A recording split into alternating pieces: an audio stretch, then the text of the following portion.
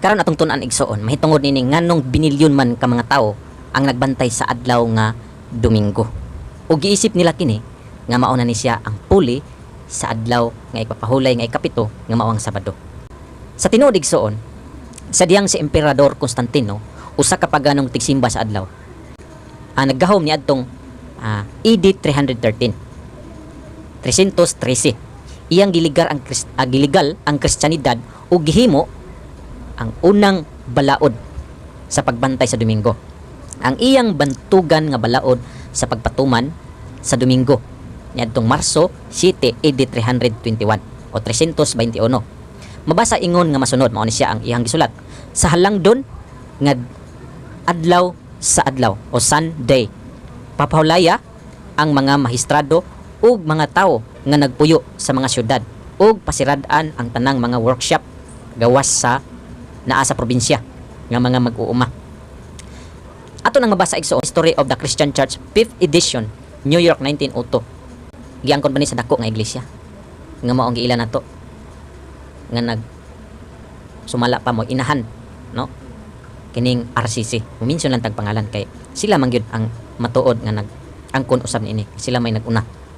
Matud pa diha sa kita sa Thomas and Wright CSR President Redemptorist College Roman Catholic Kansas City MO February 18, 1884. Nagaingon diha ang sulat. Pamatod kanako gikan sa Biblia lamang nga ako kinahanglan nga magbalaan sa Domingo. Walay ingon yana nga balaod sa Biblia. Kini usa ka balaod sa simbahang Katoliko lamang. Ang simbahang Katoliko nag-ingon, pinaagi sa akong balaanong gahom, giwagtang ko ang adlawng igpapahulay o gimanduan ka sa pagbalaan sa unang adlaw sa semana ug tan-awa ang tibuok sibilisadong kalibutan miyukbo sa matinahuron nga pagsunod sa sugo sa balaang simbahang Katoliko. Mao na nga giangko nila igsoon. Iangko na karon nagtuo ang mga protestante, daghang mga protestante nga nagsimba usab sa adlaw nga Domingo. Ang matuod igsoon, kung mabasa na ninyo sa ilang sulat, Our Sunday Visitor, February 5, 1950. Ato diha, ang mga protestante wala makaamgo nga pinaagay sa pag-obserbar sa Domingo, ilang gidawat ang otoridad sa tigpamaba sa simbahan. Kinsa man ang ilang tigpamaba? Ang Santo Papa. Karon, sumala diha igsoon sa Catholic Encyclopedia, Volume 4, page 153 o 153. Ingon diha, ang simbahan human sa pag-ili sa adlaw sa pagpahulay gikan sa Hudiyong igpapahulay sa ikapitong adlaw sa semana ngadto sa una, mihimo sa ikatulo nga sugo nga nagtumong sa Domingo, ingon ang adlaw nga pagbalaanon ingong adlaw sa Ginoo. So gilipat ta igsoon ang adlaw nga gisugo sa Dios nga ikapito diha ihatag kanato gilisan og unang adlaw sa semana. Nya gihimo nila diha sa ikatulo nga sugo sa Dios nga gihatag sa panahon sa Israel. Gilisan og Domingo. Mo nang makita nato karon ang mga balaod. Gilisan ang ikatulo na himo nang hinumduman ang adlaw Domingo o pagbalaonon. Nya giila nila igsoon nga adlaw sa Ginoo. Diha nagsugod igsoon. Mabasa na nato sa Catholic Encyclopedia, Volume 4, page 153. Karon, diri sa sulat ni Cardinal Gibbons and Faith of Our Fathers, 22. Edition, page 88. Mahimo nimong basahon ang Biblia gikan sa Henesis hangtod sa pinadayag ug dili ka makakitag bisan usa ka linya nga nagtugot sa pagbalaan sa Domingo. Ang kasulatan nagpatuman sa relihiyosong pagsaulog sa Sabado. Usa ka adlaw nga wala gayud nato sa gimensyon ni Gibbons, nato ang Iglesia Katolika wala magbalaan ni ana. So mo na gyangkon igsoon. Diri ta sa The Convert's Catechism of Catholic Doctrine. Rip Peter Geierman, CSR 1946. Matudre igsoon. Ato ni siyang binisiyaon. Bisiya gini sa tanan. Unsa ang adlaw nga igpapahulay? Ang Sabado mao ang adlaw nga igpapahulay. Ngano nga atong gibantayan ang Domingo imbis ang Sabado? Tubag igsoon, atong gibantayan ang Domingo imbis ang Sabado tungod kay ang simbahang Katoliko sa Konsilyo sa Laodicea AD 336 mibalhin sa solemne gikan sa Sabado ngadto sa Domingo.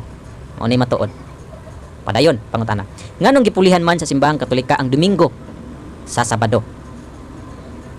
Ang simbahan mipuli sa Domingo sa Sabado tungod kay si Kristo nabanhaw muli lang katarungan gikan sa mga patay sa usa ka Domingo ug ang Espiritu Santo mikunsad sa mga apostoles sa usa ka Domingo. So ang rason nila igsoon mao di ay gibalhin nila Domingo kay nabanhaw si Kristo. Wa man tay lalay sa nabanhaw si Kristo. Nya ang balang espiritu po daw mikunsad sa mga apostoles nya ng adlaw nga Domingo. Mao nang tuyo nila nga gibalhin. Murag mahug palusot na nila ba? Palusot nila ba? Mo nang wala nagsugo si Kristo igsoon balin sa Domingo. Kini ra day nga Iglesia Katolika mo nagsugo.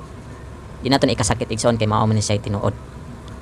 Matod pa diha igsoon kay dunay uban nga nag-akusar nga brad gilapas man ni Kristo ang adlaw nga pahulay.